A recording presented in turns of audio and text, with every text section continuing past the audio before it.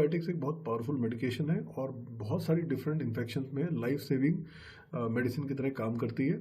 और पिछले कुछ सालों से हम ये देख रहे हैं कि बहुत सारी एंटीबायोटिक्स के अगेंस्ट रेजिस्टेंस पैदा हो रहा है, जिसको हम एंटी माइक्रोबियल रेजिस्टेंस कहते हैं।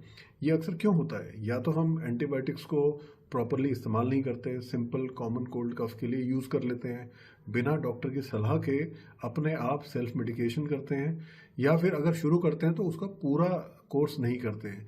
तो इन सारी चीज़ों से एंटीबायोटिक रेजिस्टेंस हो जाता है, जिसकी वजह से इन्फेक्शंस बहुत ड्रेडेड स्टेज पे पहुंच जाती हैं, आसानी से ट्रीट नहीं होती हैं, पेशेंट्स का हॉस्पिटलाइजेशन बढ़ जाता है, कहीं ना कहीं उनको आईसीयू की रिक्वायरमेंट पड़ती है, और इनफैक्ट सर्जरीज के बाद भी उनको बहुत सारी इन्फेक्शंस हो जाती हैं, बिकॉज रूटीन एंटीबायोटिक्स सर्जरी के बाद की इन्फेक्शंस को नहीं प्रिवेंट कर पाता। तो हमें एज ए रिस्पॉन्सिबल सिटीजन क्या क्या कर सकते हैं हम इस एंटी माइक्रोबियल रेजिस्टेंस को प्रिवेंट करने के लिए? एक तो सबसे पहले किसी भी डिजीज़ को हम अपने आप सेल्फ मेडिकेट किसी फार्मासिस्ट से पूछ के या केमिस्ट से दवाई लेके ना करें। एक प्रॉपर डॉक्टर की सलाह लेना बहुत ज़रूरी है।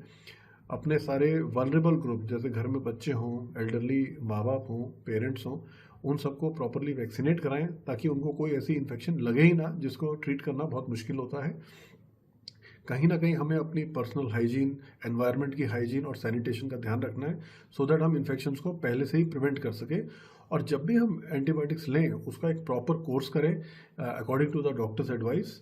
और कहीं ना कहीं इन सारे फैक्टर्स को जब हम ध्यान से करेंगे तो एंटी माइक्रोबियल रेजिस्टेंस को हम कंट्रोल कर पाएंगे।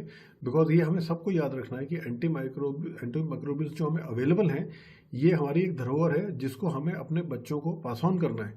अगर हम आज प्रॉपर तरीके से एंटीबायोटिक्स का यूज़ नहीं करेंगे तो आने वाले टाइम में, आने वाली जनरेशन के लिए कोई भी ऐसा एंटीबायोटिक नहीं बचेगा, और उस टाइम में किसी भी डिजीज़ को ट्रीट करने के लिए ना जाने हमें कितने और रिसर्च प्रोजेक्ट्स करने पड़ेंगे, कितना कॉस्ट बढ़ जाएगा, और कितनी जाने जा सकती हैं अगर हम एंटीबायोटिक्स के रेजिस्टेंस को आज से प्रिवेंट करने की कोशिश ना करें।